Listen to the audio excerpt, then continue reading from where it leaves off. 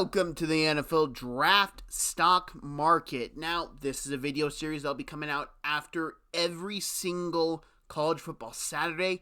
This will be going up on Sunday morning. So, I'm excited to jump into this. Now, this is going to be heavily featured on the games I was able to watch and digest.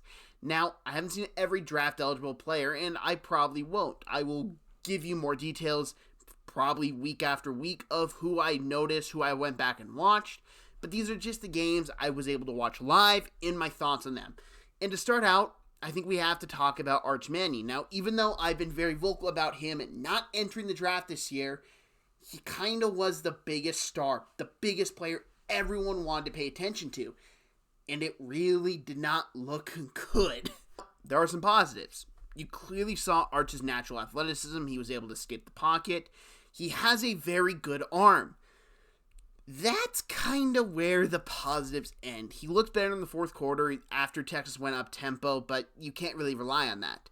So when we watch him in a bit more of a normal-paced offense, the issues were glaring. And the issues were mainly his throwing mechanics. His footwork was very sloppy. His arm release was not good. Mainly that third down play on their last drive of the game was horribly thrown, horrible foot placement. It just looked so sloppy, and I understand this is his first ever road start, and it's against Ohio State. Ohio State is a great team, and they will be one of the national champion contenders, and their defense will be amazing. Also, Matt Patricia brought a lot of really good NFL concepts to this game. He rushed Arch. He made him really have to make those plays beforehand. Analyze the defense. Do with what you need to do as an NFL quarterback. Arch, making his first ever road start, was not going to do that well. And then you also look at the fact that I don't think Texas' offense gave him any favors. Their receivers did not play good. The only thing I know for certain of the receivers is Wingo, very quick, and Livingston made an incredible touchdown catch. Outside of that, they did nothing for me. Their route running wasn't good. Their catching ability, their separation ability just wasn't there. Now, this could all fall down onto play calling. Sark had a horrible gameplay call, but it really did not look good, which makes it kind of hard to really judge Arch. Now, I'm curious to see how this changes during the course of the season, because I believe this is probably the worst Arch Manning game we are going to see this year. I saw people calling from the bench. That's not the wise decision, mainly because what does it hurt if he plays more, gets more film, can grow, can really evolve as a player, and that's really what we need to see Arch do now. He sucked week one. He just sucked.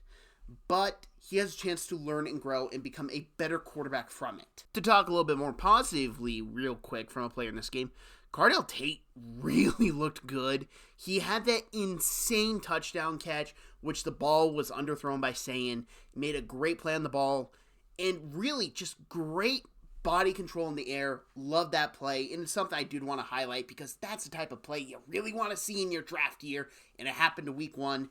Good film, shows good body control, shows good concentration to catch the ball. Love the play overall. Now, to go back to a bit more the negativity side, we are going to Clemson LSU. And I can honestly talk about both these quarterbacks the same way, but I do think one looked better tonight, even though I'm not high on them come April as it is. There was one that was clearly worse, and that's Cade Klubnik. Cade Klubnik, listen, I'm not a fan. This is probably his only time I'll really feature him on here unless he shows major growth throughout the season, because I don't think this dude's a top 100 pick in the NFL draft. I just don't see it. I know people have had him mocked high.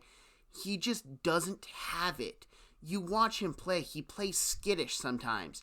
He doesn't have that arm that really pops and you go, yeah, that's a Sunday throw. He doesn't have that amazing pocket movement that makes you really think, man, he's got something. It's all just there. He's a backup quarterback in the NFL. There's not this thing that, oh, he's a first-round pick. If a team takes him in the first round, that team is not that smart. And Cade Klubnik is what he is. He will perform really good against Clemson's weaker opponents. That's what he does every year. But when it comes against these teams that have a lot of NFL players, he vanishes. He does not look good, and there's a very big reason why Clemson doesn't win these big-time profiled games, because their quarterback is not good enough to win them. He is probably going to be a 5th-round pick come April, which is fine. He's going to make an NFL roster. He's going to be a backup. I could see him being a very successful backup in the NFL. But I got to put to rest the fact that he's a starter, because he's not. His arm is not good enough. His decision-making is not quick enough. His pocket movement is not quick enough. It's all just not there, and it's very noticeable. Now, the second quarterback in this game would be Garrett Nussmeier. And Nussmeier, again, not the biggest fan of him, but he looked better. There looked like, hey, there could be some signs here. Early on in the game, the pocket was not good for him. That offensive line was not doing him any favors.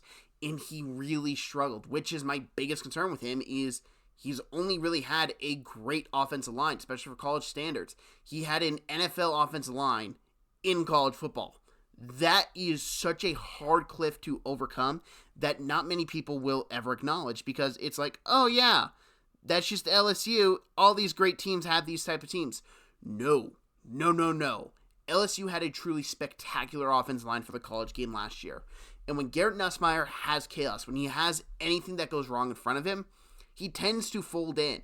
I saw Pat McAfee talked about today on College Game Day that he handles blitz pickups really good. I disagree with that, because when you watch Nussmeier with any pressure, especially from the interior, he panics, he makes mistakes, he rushes throws. He is a quarterback that does not live good in chaos. And that's a big-time issue for any quarterback entering the NFL. If you can't live in chaos, you're not going to do well, because the offense lines you're going to have in the NFL are not that great. You are going to get beat up. You are going to get hit. And it's just the thing with Garrett Nussmeier. Now, his arm looked better than Cade Klubnik significantly. His ball placement was significantly better than Cade Klubnik. I'm not saying Nussmeier is a bad quarterback. He's really good for the college game and will give LSU a chance to win the SEC. But as we look for him to come April, I'm still not a fan, and I need to see him overcome a lot of this chaos issues before I buy into his stock entirely. To end this video more positively, I want to talk about Harold Perkins. Harold Perkins really showed out to me. Now, Harold Perkins was someone who looked amazing his freshman year, but he never seemed to recapture that magic. Brian Kelly coming in, and the defense, he just never felt like he fit into it, if you ask me. It always felt like he was playing the wrong scheme. It kind of feels like LSU figured out how to use him, which is good, because Harold Perkins is entering his draft year. He will be a first-round pick, in my opinion, because of his natural athleticism. His traits are amazing. These teams will drool over him. And if he can have the production to go with it, it's very likely he can become a top 10 pick, because he was applying great pressure on Cade Klubnik throughout the entire game. He was coming in. He was playing the line of scrimmage really well. He was very crucial in those big-time moments that LSU needed him for. Now, do I think a lot of that is because Cade Klubnik panicked a bit? Yes, absolutely. But Harold Perkins looked really good, and that's a good sign for someone in their draft year, because he is extremely talented, and he feels like a guy who may be better in the NFL than he was in college. And it's very good to see him starting to progress, starting to show the signs that, hey, there is more here. That's going to wrap us up for today, and this video is going to be shorter than most of these are, mainly because there weren't as many really noticeable games I really paid attention to. I'm a Florida Gator fan. I watched the game against LIU. Not really much to take away from. And like, we can talk about the Alabama-Florida State game, but so much of that game I don't have the answers for yet, and I need to see another week of both sides before I make any statements. The players I talked about today, I had a pretty good understanding of entering the season, and I still have a good understanding of them right now. The other players right now that I'm yet to talk about, and probably there will be a video coming out Monday morning about players who played on Sunday, and maybe one Tuesday morning on players who came out and played on Monday. It's just how I'm looking at this right now. The players I knew enough information on right now, I could speak on and have a good enough take that doesn't have me coming out and just spouting nonsense like some people do when it comes to draft coverage. These are players I have scouted in the past, I have watched their film, and these are my takeaways from their games today with the knowledge I have pre-existing of them. But I hope you all enjoyed this. This will be a series. This will be happening every single weekend. I hope you enjoyed. Like this, subscribe, share. I'd greatly appreciate it.